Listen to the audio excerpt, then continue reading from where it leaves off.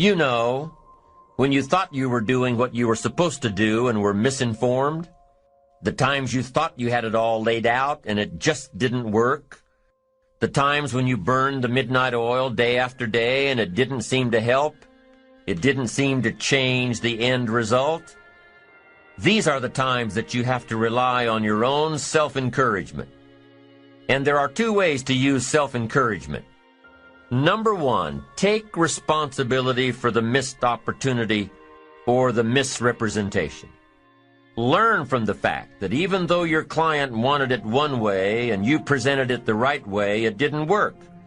Be prepared for the letdowns that happen every so often. Know that this lost opportunity just sets you up better for the next one. Realize that you can make the necessary alterations next time. Make the changes that will make the difference. Study your mistakes and learn from them. Don't dwell on the mistakes. Acknowledge them. Learn from them. Encourage yourself that you're smarter than your bank account leads you to believe. The second way to use self-encouragement, remind yourself that you're bound to get better. Don't get down on yourself. Don't beat yourself up. It's the next opportunity that matters, not the last one, the next one. Now, the last one matters only in that you must learn from your mistakes. But the next one gives you the opportunity to show that you have learned from your mistakes. You can do it better next time. You just have to practice, practice, practice. Keep trying. Keep trying until what? Until you've got it down. If you figured out what went wrong last time, then you know how to make it right next time. If you figured out what it was in your presentation that didn't work, don't say that next time. If you figured out that the reason you didn't close the deal this time was because you didn't have all the facts and figures in place, have all the facts and figures in place next time. Don't beat yourself for messing up. Pat yourself on the back for figuring it out. You need to encourage yourself. You need to pump yourself up. You need to be your own cheerleader. Why? Because you can't wait and hope that someone else will come along and cheer you up, make you feel better, tell you that you'll do better next time. You have to rely on yourself. You have to have faith in yourself and your ability to figure out what works and what doesn't, what's right and what's wrong.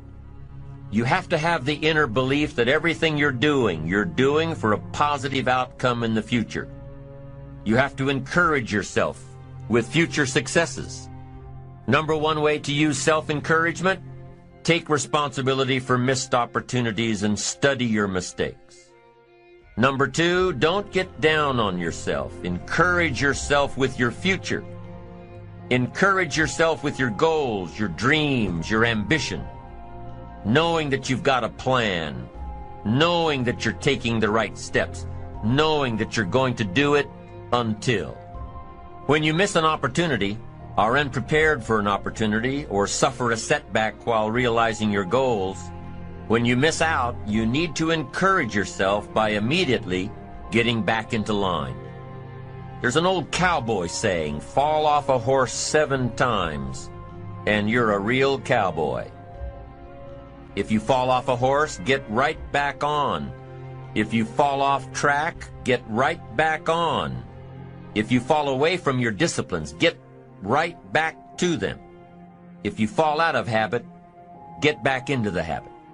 If you fall off, get back on. If you fall off the horse of habits or disciplines or progress. If you fall off the horse, get back on. It may be hard, it may be a bit frightening, but get back on. Keep your ambition alive and active and well. We must all suffer one of two pains, the pain of discipline or the pain of regret.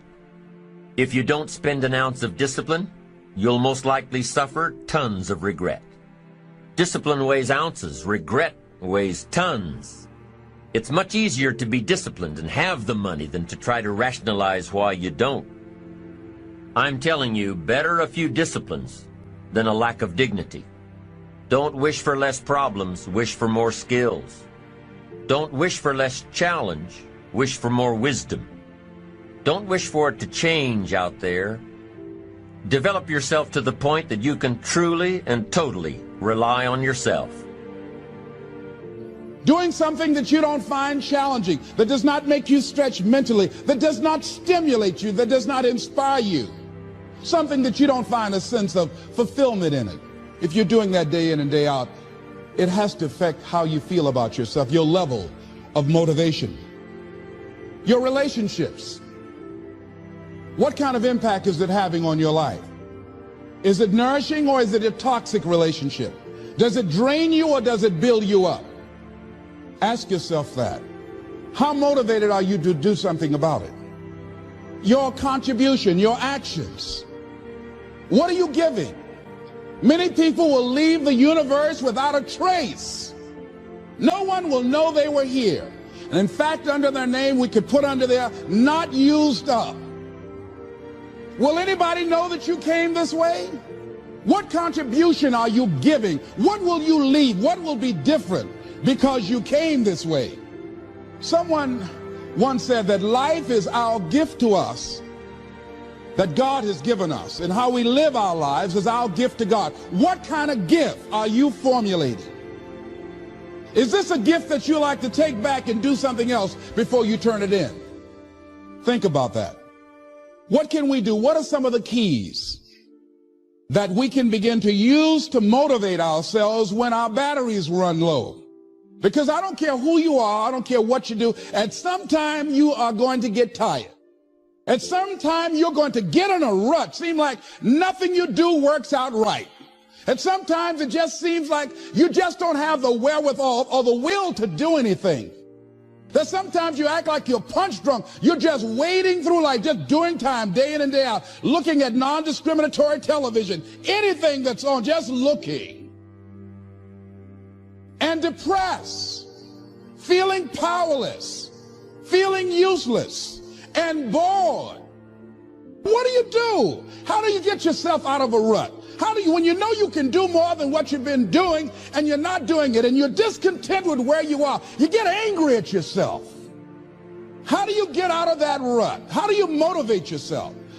One of the things that we must do is that we must be involved in working on achieving self-mastery. You must work on yourself continuously. Never be satisfied with yourself. Always know that as you invest the effort and time on you, that's the greatest ability that human beings have above animals. See, a dog can't be anything but a dog. Tree can't be anything but a tree. Human being, you've got unlimited potential. You can put effort on you, and by concentrating on you and developing you, you can transform your life wherever you are right now. So you want to work on yourself. You want to read books that inspire you and motivate you. You want to listen to tapes over and over and over again. And I suggest that you listen to tapes when you first get up in the morning. You want to control the spirit of your day. When you first wake up in the morning, your mind is operating at 10.5 wave cycles per second. That's when the subconscious mind is most impressionable. Whatever you hear in the first 20 minutes when you wake up, that will affect the spirit of your day. When you listen to tapes, listen with relaxed belief. Believing that this can happen for you. And by listening to them, listen to them over and over and over again, and you will get a breakthrough. You can listen to the same tape for months, and all of a sudden you hear something you never heard before. It have a special meaning for you. Or read the same book over again, and you find some special insight. You said, I can't believe I didn't see that the first time. So you want to be involved in developing yourself. Most people won't do that. Most people won't take that kind of effort and invest that kind of energy in themselves because they will fall prey to that conversation within. Oh, don't do that. You don't have time. You're too busy. You're too caught up in the rat race. Most people won't do that. Well, they won't take time to go to lectures. They won't take time to go to seminars. They won't take time to go to classes to improve themselves. And as you continue to work on yourself, you will begin to expand your vision of yourself. You begin to work towards self-mastery, and you will begin to see it reflect itself in all the dimensions of your life, your mental life, your physical life, your social life, in your relationships, your monetary life. So concentrate on developing yourself.